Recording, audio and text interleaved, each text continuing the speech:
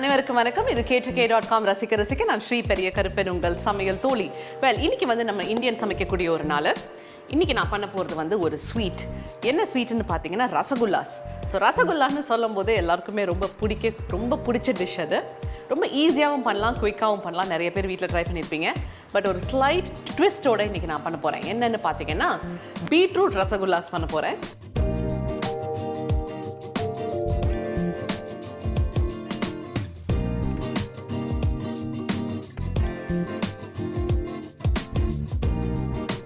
Beetroot ரசகுல்லாஸ் அதுக்கு வந்து ஒரு 1/2 லிட்டர் பால், அதை வந்து நல்லா காய்ச்சி இந்த சைடு அது நல்லா காய்ச்சிக்கிட்டு இருக்கு.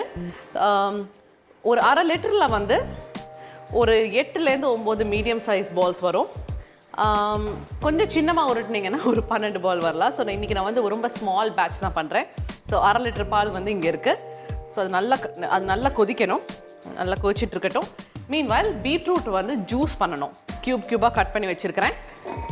அதை மிக்சியில் லேசாக தண்ணி விட்டு நம்ம ஜூஸ் மாதிரி பண்ணிக்கலாம். இப்போ ஜூஸர் இருக்கிறவங்க அந்த ஜூஸரில் வந்து நீங்கள் பீட்ரூட்டை போட்டிங்கன்னா அது எக்ஸ்ட்ராக்ட் மட்டும் தனியாக வந்துடும். அப்படி இல்லாட்டி இப்படி மிக்சியில் போட்டு அடிச்சுக்கலாம்.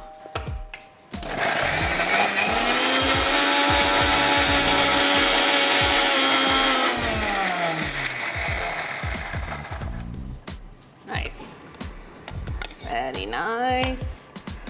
ஸோ இங்கே ஒரு மீடியம் சைஸ் ஜல்லடை வச்சுருக்கிறேன். ஏன்னா கொஞ்சம் அந்த பீட்ரூட் பார்ட்டிகல்ஸ் இருந்தால் நல்லாயிருக்கும்.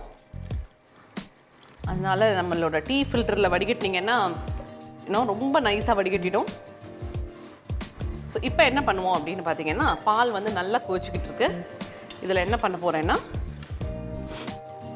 ஒரு 1/2 டம்ளர் வந்து இந்த பீட்ரூட் எக்ஸ்ட்ராக்ட் சேர்க்க போகிறேன். பார்த்தீங்கன்னா உங்களுக்கு ரோஸ் மில்க் மாதிரி ஒரு பால் கிடைக்கிது இங்கே. இதில் இது நல்லா ஒரு கொதி வரட்டும். வரும்போது ஒரு லெமனை வந்து உள்ளே புழிஞ்சிருவோம். உடனே ஸ்டவ் ஆஃப் பண்ணிவிடுங்க. இதில் வேணும்னா நீங்கள் வந்து வினிகர் சேர்க்கலாம் நம்மளோட எலுமிச்சம்பழத்துக்கு பதிலாக.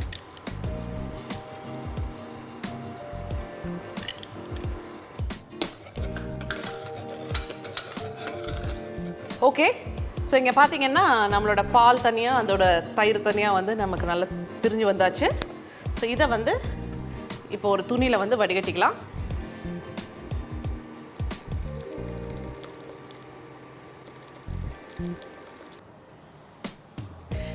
இது பார்த்தீங்கன்னா ஆக்சுவலாக நம்மளோட ரசகுல்லா பண்ணுற ப்ராசஸில் என்ன பண்ணுவாங்கன்னா, இதில் வந்து லெமனோ இல்லாட்டி வினிகரோ சேர்க்கறதுனால இதை வந்து நல்ல தண்ணியில் விட்டு கழுவுவாங்க. இதை கொஞ்சம் வடிகட்டிட்டு நல்ல தண்ணியில் விட்டு கழுவுவாங்க. பட் எங்கள் வீட்டில் வந்து இந்த லைட்டாக அந்த லெமன் ஃப்ளேவர் இந்த ரசகுல்லாஸில் இருக்கிறது வந்து எல்லாருக்கும் பிடிக்கும். அதனால நான் இன்றைக்கி இதை வாஷ் பண்ணல. பட் உங்களுக்கு வந்து அந்த ஃப்ளேவர், உங்களுக்கு லெமன் ஃப்ளேவர் வேண்டாம், இல்லாட்டி நீங்கள் வந்து வினிகர் ஊற்றிட்டீங்க, உங்களுக்கு அது பிடிக்கல அப்படின்னா இதை என்ன பண்ணுங்கள், இதை அப்படியே எடுத்துக்கிட்டு இதை அப்படியே ஒரு டேப்புக்கு அடியில் விட்டுட்டு அப்படியே அதை வாஷ் பண்ணி விட்டுடுங்க. ஓகே, ஸோ இது வந்து ஒரு 30 மினிட்ஸ் வந்து இதை தண்ணி ஃபுல்லாக நல்லா வடியணும்.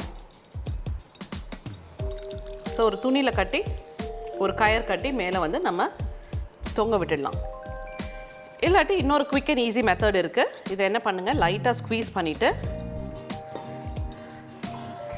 இதை ஒரு பிளேட்டில் வச்சு அதுக்கு மேலே ஒரு வெயிட்டான கல் ஏதாவது அது மேலே தூக்கி வச்சுடுங்க.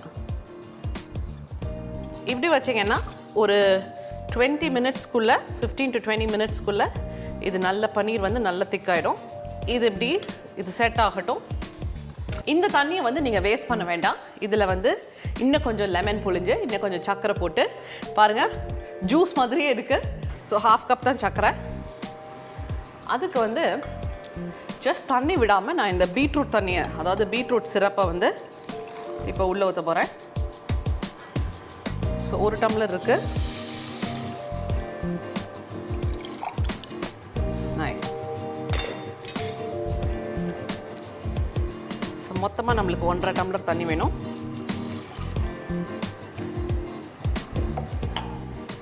இது என்னென்னா இந்த சர்க்கரை மட்டும்தான் கரையணும். ஸோ இந்த ரசகுல்லாவில் பார்த்தீங்கன்னா சில பேர் என்ன பண்ணுவாங்க, ரவை சேர்த்து வந்து பிணைவாங்க, இல்லாட்டி மைதா மாவு சேர்த்து வந்து பிணைவாங்க. அதெல்லாம் வந்து உங்களுக்கு இன்னும் கொஞ்சம் சாஃப்ட்னஸ் கொடுக்கணும் அப்படிங்கிறதுக்காக நீங்கள் அப்படி பண்ணுறதா இருந்தாலும் பண்ணலாம். இன்றைக்கி நான் வந்து டைரெக்டாக வெறும் அந்த பாலோட கட்டி இருக்கு இல்லையா, அதை மட்டும் வச்சு தான் இன்றைக்கி நான் ரசகுல்லா பண்ண போகிறேன். ஸோ டெக்ஸ்சர் பார்த்திங்கன்னா ரொம்ப சாஃப்டாக இருக்காது, கொஞ்சம் சூவியாக இருக்கும். ஸோ கொஞ்சம் டிஃப்ரெண்ட்டான கொஞ்சம் ஃப்ளேவர், அதாவது ஃப்ளேவர் மாறாது, பட் டெக்ஸ்சர் வந்து கொஞ்சம் நம்ம நல்லா கடித்து சாப்பிட்ற மாதிரி இருக்கும். ஓகே, இந்த சுகர் வந்து இங்கே மெல்ட் ஆகிடுச்சு. ஸோ இதை வந்து ஸ்டவ் ஆஃப் பண்ணிக்கலாம். இப்போ நம்மளோட பன்னீர் எப்படி இருக்குது அப்படின்னு பார்க்கலாம்.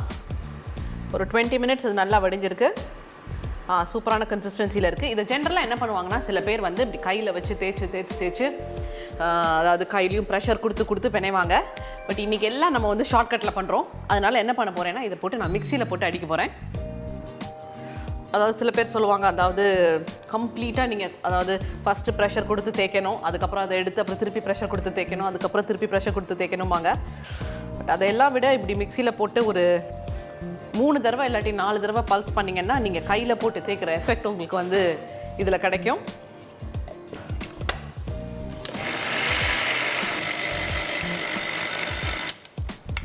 That's it. பாருங்க,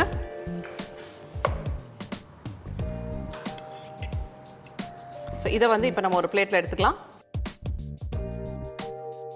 ஓகே, ஸோ நம்ம மிக்சியில் போட்ட நம்மளோட சனா ரெடியாக இருக்குது. ஓகே, ஸோ இப்போ நம்மளோட கோவா, அதாவது சனா அப்படின்னு சொல்லுவோம், அது வந்து இப்போ ரெடியாக இருக்குது. இதை வந்து இப்போ ஒரு மீடியம் சைஸ் பால்ஸாக உருட்டிட்டு, அதாவது கிராக் இல்லாமல் நம்ம வந்து உருட்டணும்.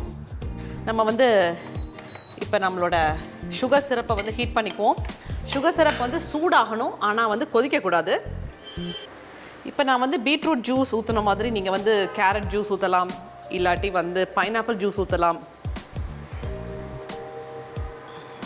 இதை நம்ம ஃபினிஷ் பண்ணும்போது யாருமே வந்து இதில் பீட்ரூட் இருக்குன்னு சொல்லவே முடியாது இந்த ரசகுல்லாஸில். இப்போ வந்து சில பேர் இந்த சிரப்பை வந்து ஃப்ளேவர் பண்ணுவாங்க. ஸோ அந்த ஃப்ளேவர் பண்ணுறது பார்த்தீங்கன்னா இப்போ நீங்கள் பண்ணக்கூடாது. அதாவது ரசகுல்லாஸ் வந்து நல்லா குக்காகி வெளியில் வந்தப்புறம் தான் அதை வந்து ஃப்ளேவர் பண்ணணும். ஸோ நல்ல சூடாக இருக்குது, ஆனால் நல்லா கொதி வரல, நல்லா சூடாக இருக்குது நம்மளோட சிரப். ஓகே, ஸோ இப்போ வந்து இது எல்லாத்தையும் உள்ளே சேர்த்துடலாம்.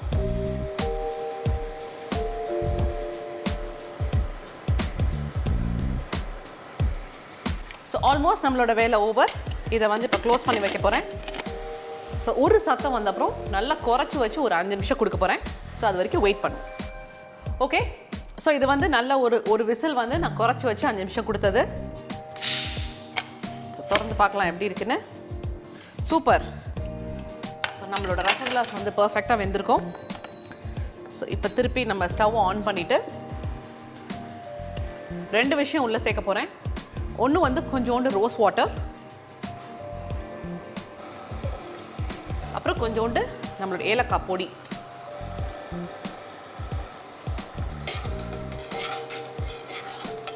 ஸோ நம்மளோட ரசகுல்லாஸ் வந்து ரெடி ஆயிடுச்சு. இப்போது இது வந்து கொஞ்சம் நேரம் ஊறணும். ஸோ அதனால் என்ன பண்ணுவோன்னா, இதை ஸ்விட்ச் ஆஃப் பண்ணிவிட்டு ஒரு 1/2 அன் ஹவர் வெயிட் பண்ணிவிட்டு நல்லா கூல் டவுன் ஆன அப்புறம் நம்ம வந்து சர்வ் பண்ணலாம். நீங்கள் ஒரு சின்ன பிரேக் எடுத்துகிட்டு வாங்க. வந்தோடனே நம்மளோட செகண்ட் டிஷ், அதாவது கிட்ஸோட லஞ்ச் பாக்ஸ் ஸ்பெஷல், இன்றைக்கி வந்து ஒரு கோஃப்தா. அது எப்படி பண்ணுறதுன்னு பார்க்கலாம். பீட்ரூட் ரசகுல்லா பண்ணுறதுக்கு முதல்ல 1/2 லிட்டர் பாலை காய்ச்சி அதோட கொஞ்சம் அரைச்ச பீட்ரூட் சாறு, எலுமிச்சை சாறு விட்டு ஸ்டவ்வை ஆஃப் பண்ணிடணும். பால் திரிஞ்சதும் 15 நிமிஷம் தண்ணியை வடிய விட்டுட்டு அதை மிக்சியில் அரைச்சு சின்னதாக உருட்டி வச்சுக்கணும். அடுத்து குக்கரில் 1/2 கப் சர்க்கரை, 1/2 கப் தண்ணி கலந்த பீட்ரூட் சாறு விட்டு கரைச்சு அதில் உருட்டி வச்சிருக்க பால் உருண்டையை போட்டு ஒரு விசில் விட்டு வேக வச்சு எடுத்து கடைசியாக ரோஸ் வாட்டர், ஏலக்காய் பொடி போட்டு கலந்து ஆற விட்டு எடுத்தா பீட்ரூட் ரசகுல்லா ரெடி.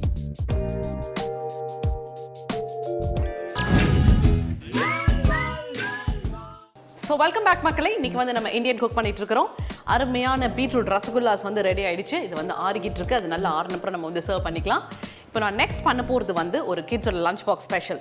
ஸோ கிட்ஸுக்கு வந்து ஜென்ரலாக நம்ம சப்பாத்தி கொடுத்து விடுவோம். இப்போ சப்பாத்தியோட அது கூட சேர்ந்து சாப்பிட்ற மாதிரி, அதாவது அது டிப் பண்ணி பிள்ளைங்க வந்து ரொம்ப என்ஜாய் பண்ணி சாப்பிடணும் இல்லையா, அதுக்காக ஒரு கோஃப்தா. ஸோ ஜெனரலாக கோஃப்தாங்கிறது வந்து நம்ம பன்னீரில் பண்ணியிருப்போம், உருளைக்கிழங்குல பண்ணியிருப்போம். இன்றைக்கி நான் வந்து ரா பனானா, அதாவது வாழைக்காய், அதை வச்சு ஒரு கோஃப்தா பண்ண போகிறேன்.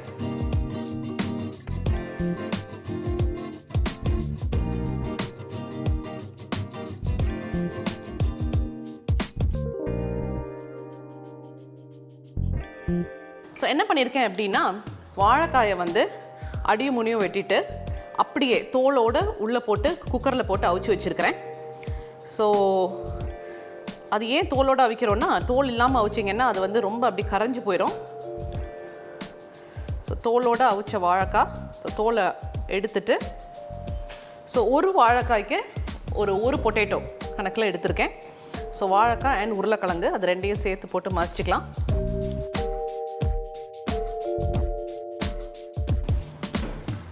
ஸோ இதோட ஒரு 2 பச்சை மிளகாயை நல்லா பொடியாக நறுக்கி வச்சுருக்கிறேன், அதையும் உள்ளே சேர்க்க போகிறேன். இது பச்சை மிளகா வந்து வாயில் கடிப்படும், பிள்ளைங்களுக்கு வாயில் கடிப்படும் அப்படின்னு நினச்சிங்கன்னா நீங்கள் மிக்சியில் போட்டு ஒரு பேஸ்ட் மாதிரி அரைச்சிக்காங்க. இதோட கொஞ்சமாக இஞ்சி பேஸ்ட்டும் வச்சுருக்கிறேன். ஸோ நீங்கள் என்ன பண்ணலாம்னா, இஞ்சி பச்சை மிளகா ரெண்டையும் வந்து மிக்சியில் போட்டு ஒரு பேஸ்ட் மாதிரி அரைச்சும் வச்சுக்கலாம். இதோட பொடியாக நறுக்கின வெங்காயம் கொஞ்சோண்டு,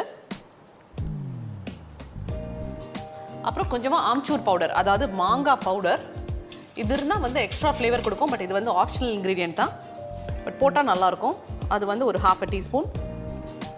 அப்புறம் வந்து நம்மளோட மல்லித்தூள், அது வந்து ஒரு 3/4 டீஸ்பூன். அப்புறம் தேவையான அளவு உப்பு.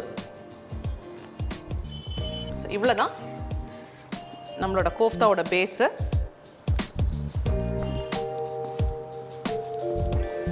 ஸோ எல்லாத்தையும் இது நல்லா மிக்ஸ் பண்ணிக்கிட்டு, இதை எல்லாத்தையும் நல்லா பைண்ட் பண்ணணும் இல்லையா? நம்ம வந்து நம்மளோட வறுத்து எடுக்கிறதுக்கும் ஈஸியாக இருக்கணும். அதனால் என்ன பண்ண போகிறேன், கொஞ்சோண்டு பிரெட் கிரம்ஸ் உள்ளே போட போகிறேன். ஸோ நம்மளோட பேஸ் ரெடியாக இருக்குது. இப்போ வந்து எண்ணெய் காய வச்சுக்கலாம். மீன்வைல் இதை பால்ஸாக பண்ணி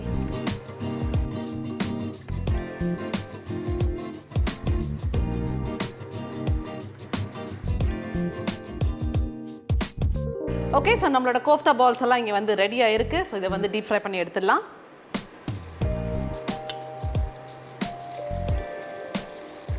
ஓகே. ஸோ இது ஒரு சைடு நல்லா ஃப்ரை ஆகிட்டு இருக்கட்டும். நம்ம மீன்வாயில் நம்ம கோஃப்தாக்கு கிரேவி பண்ணணும் இல்லையா? ஸோ அதுக்கு ஒரு பேன் போட்டுக்கலாம். ஸோ நம்மளோட கோஃப்தா கிரேவிக்கு ஃபர்ஸ்ட் வந்து ஆயில், நம்மளோட ரெகுலர் குக்கிங் ஆயில். எப்போவுமே நம்ம என்ன பண்ணுவோம்னா, இந்த கோஃப்தா தனியாக ப்ரிப்பேர் பண்ணி வச்சுக்குவோம், கிரேவி தனியாக ப்ரிப்பேர் பண்ணி வச்சுக்குவோம். சாப்பிட போகிறதுக்கு முன்னாடி தான் ரெண்டையும் வந்து மிக்ஸ் பண்ணணும். ஸோ நீங்கள் கோஃப்தா பால்ஸை வந்து கிட்டத்தட்ட ஒரு 1 hour முன்னாடி பண்ணால் கூட அது பால்ஸை தனியாக வச்சுக்கோங்க. சர்வ் பண்ணுறதுக்கு முன்னாடி பால்ஸை ப்ளேஸ் பண்ணிவிட்டு அதுக்கு மேலே கிரேவி வச்சு சர்வ் பண்ணணும். ஓகே. ஸோ ஆயில் வந்து நல்லா ஹீட் ஆகிடுச்சு. இதில் வந்து ஒரு சின்ன பீஸ் பட்டை, ஒரு பீஸ் ஏலக்காய். இதுக்கு வேணும்னா நீங்கள் வந்து ஜீரகம் போட்டு தாளிச்சிக்கலாம். நான் வந்து இன்றைக்கி வெறும் நம்மளோட பட்டை ஏலக்காய் 2 மட்டும்தான் போட்டிருக்கிறேன். ஓகே. ஸோ நம்ம வந்து இப்போ பட்டை போட்டிருக்கோம், அப்புறம் ஏலக்காய் போட்டிருக்கோம். ஸோ நெக்ஸ்ட் நான் போட வேண்டியது வந்து வெங்காயம். ஒரு நல்ல பெரிய சைஸ் வெங்காயம் 1 எடுத்துருக்கிறேன். அதை நல்லா பொடியாக கட் பண்ணி வச்சுருக்கிறேன், அது சேர்க்குறேன்.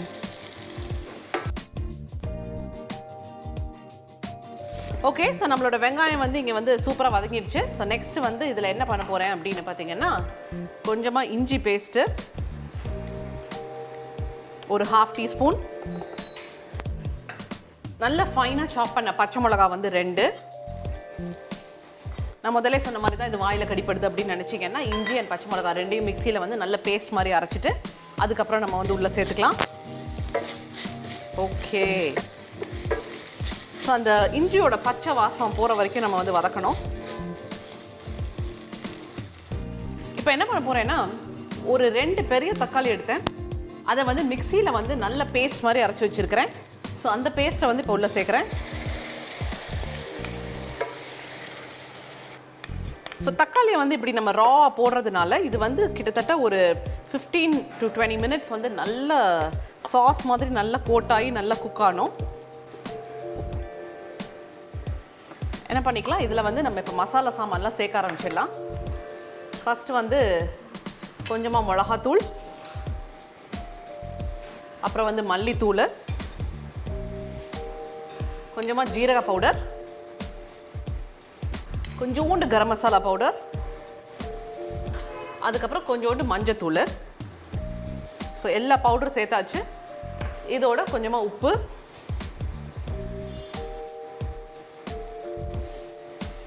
ஸோ இந்த கிரேவி வந்து நல்லா குக் ஆகணும், நல்லா தொக்கு மாதிரி குக் ஆகணும். வேணும்னா லேசாக தண்ணி தொளிச்சு ஒரு 10 மினிட்ஸ் குக் பண்ணலாம்.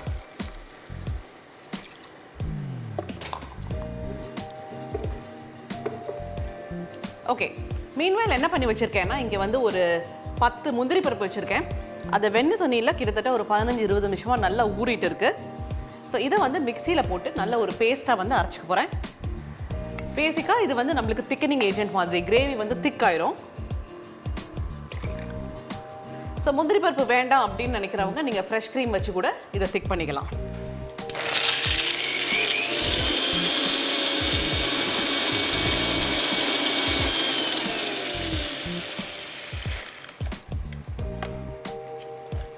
ஸோ நம்மளோட முந்திரி பருப்பு பேஸ்ட் அங்கே ரெடியாக இருக்குது இப்போது.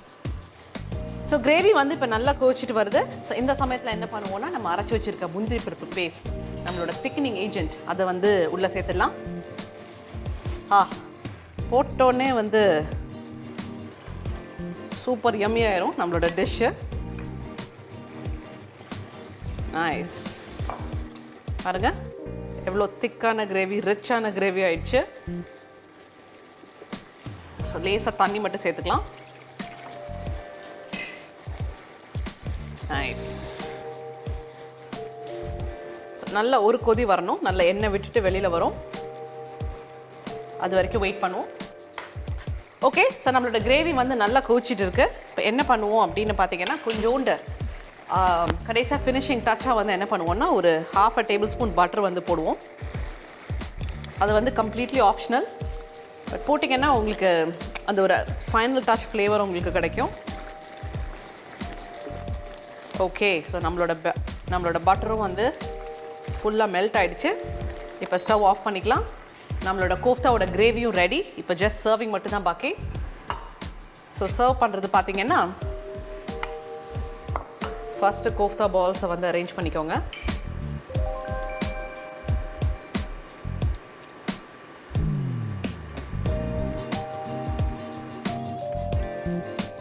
ஓகே, அது மேலே நம்ம பண்ண இந்த கிரேவியை வந்து அப்படி மேலே சேர்த்துடலாம்.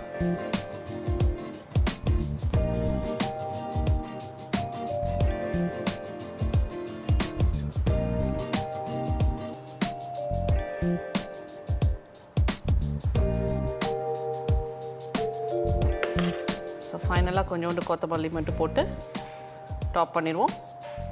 ஸோ நம்மளோட சூப்பரான கோஃப்தா வந்து இங்கே ரெடி ஆயிடுச்சு. ரா பனானா கோஃப்தா கறி. ரா பனானா கோஃப்தா கறி பண்ணுறதுக்கு வேக வச்ச வாழைக்காயையும் வேக வச்ச உருளைக்கிழங்கையும் மசிச்சு, அதோட நறுக்கின பச்சை மிளகாய், இஞ்சி, வெங்காயம், ஆம்ச்சூர் தூள், தனியாத்தூள், உப்பு, பிரெட் தூள் எல்லாத்தையும் போட்டு கலந்து சின்ன சின்னதாக உருட்டி எண்ணெயில் போட்டு பொரிச்சு வச்சுக்கணும். அடுத்து பேனில் எண்ணெய் விட்டு பட்டை, ஏலக்காய், வெங்காயம், இஞ்சி விழுது, பச்சை மிளகாய், தக்காளி விழுது, மிளகாய்த்தூள், தனியாத்தூள், ஜீரகத்தூள், கரம் மசாலா தூள், மஞ்சள் தூள், உப்பு, தண்ணி விட்டு கொதிக்க வச்சு, அதோட முந்திரி விழுது, வெண்ணெய் சேர்த்து கலந்து பொரிச்ச கோஃப்தா உருண்டையோட வச்சு பரிமாறினா ரா பனானா கோஃப்தா கறி ரெடி.